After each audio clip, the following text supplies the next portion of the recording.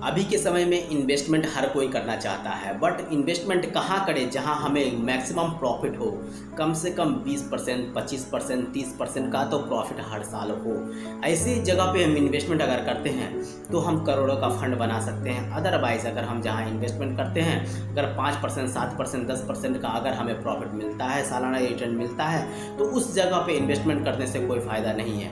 क्योंकि जिस तरह से महंगाई बढ़ते जा रही है, हमें इन्वेस्टमेंट पे कम से कम 25% का अगर ग्रोथ मिलता है तो हमारा इन्वेस्टमेंट ऐसे बिल्कुल सटीक होता है। दोस्तों चलिए हम बात करते हैं ऐसे ही कुछ स्मॉल कैप म्यूचुअल फंड के बारे में, जहाँ पे आपको ऐसे मैक्सिमम से मैक्सिमम रिटर्न मिलेंगे। हम अगर बात करते हैं quant small cap fund direct growth plan की दोस्तों, तो यहाँ पे हमें 50% का ऐसे ग्रोथ मिल रहा है सालाना। अगर 3 साल की बात करते हैं तो 3 साल में ये 50% का रिटर्न दिया है। Canara Robeco small cap fund direct growth plan की अगर हम बात करते हैं तो इसने 43.96% का रिटर्न दिया है 3 साल में, मतलब 44% का रिटर्न दिया है Canara Robeco small cap fund.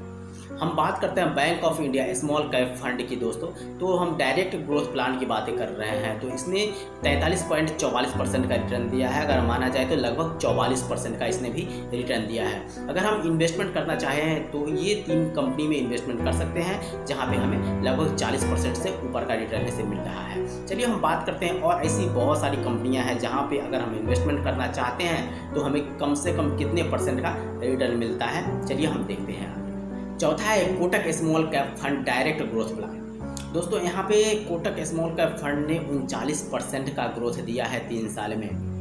अगर Nippon India small cap fund की बात करें तो इसने भी 39% का रिटर्न दिया है। मैंने जितना भी फंड का नाम बताया है सारा डायरेक्ट ग्रोथ प्लान है दोस्तों। मैंने सारी डायरेक्ट ग्रोथ प्लान की बातें किया है और स्मॉल कैप की बातें किया है। अगर स्मॉल कैप की बातें करते हैं और निफ्टी 50 की बातें करते हैं या फिर ऐसे निफ्टी 100 की बातें करते हैं तो बहुत सारे डिफरेंस है दोस्तों। लार्ज कैप की बात करते हैं या फिर मिड कैप की बात करते हैं या फिर हम स्मॉल कैप की बातें करते हैं, तो तीनों में बहुत सारे डिफरेंसेस है, जो कि मैंने ऐसा एक वीडियो बना के मैंने अपलोड कर रखा है। अगर आप तीनों में डिफरेंस देखना चाहते हैं तो मेरे उस वीडियो को देख सकते हैं। अदरवाइज मैं यहाँ पे बताने जा रहा हूँ कि स्मॉल कैप में इन्वेस्टमेंट करने से हमें क्या प्रॉफिट मिल सकता है। अगर हम स्मॉल कैप की कंपनियां में इन्वेस्टमेंट करते हैं तो हमें 2000 से भी ज़्यादा ऑप्शन मिलता है कि हम वहाँ पे इन्वेस्टमेंट कर सकते हैं। अगर इस महीने इस तिमाही में हमारी जो म्यूचुअल फंड की कंपनियां हैं वो किसी 10 कंपनियां में इन्वेस्टमेंट करती है तो हमारे पास में बहुत सारी कंपनियां बची हुई रह जाएगी जहां पे हम इन्वेस्टमेंट कर सकते हैं।